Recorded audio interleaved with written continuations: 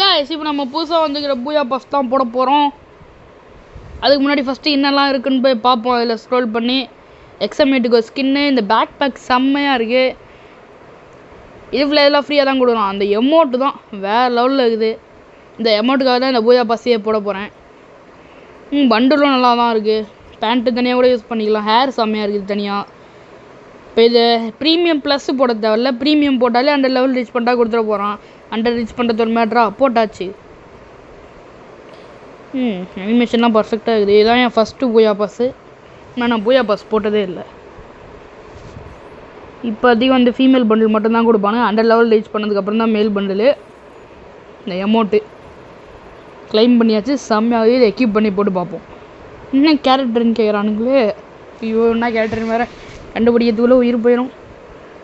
என்ன கேரக்டர் எடுக்கலாம்? என்ன கேரக்டரு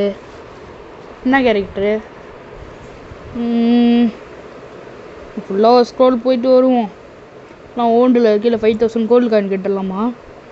இல்லை வேணாம். ஏதோ ஒன்று எதோ யூஸ் ஆகிற மாதிரி வேணும். இல்லை எல்லாமே டம்மியாக இருக்குது. நான் எல்லாம் மெயின் கேரக்டர்ஸ் மட்டும்தான் எடுத்து வச்சுருக்கேன்.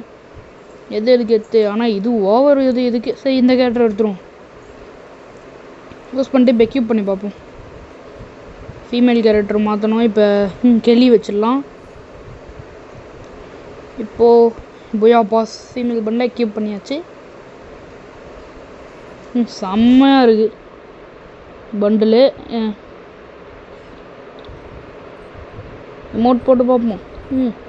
நாம் இதுக்கு முன்னாடி வந்த மிஸ்டி ஷாப்பையும் எடுத்துட்டோம். அதுக்கும் நான் தனி வீடியோ போடுறேன். அது வீடியோ எடுக்க மறந்துட்டேன். அதனால் தனியாக அப்படியே ஷார்ட்ஸில் சொல்லிடுறேன். அதுக்கு முன்னாடி வந்த மிஸ்டி ஷாப்பும் போட்டாச்சு. அந்த 2 எமௌண்ட் வந்துச்சு. அந்த 2 எமௌண்ட்டையுமே எடுத்தாச்சு. மிஸ்டி ஷாப்பையும் முடிச்சாச்சு.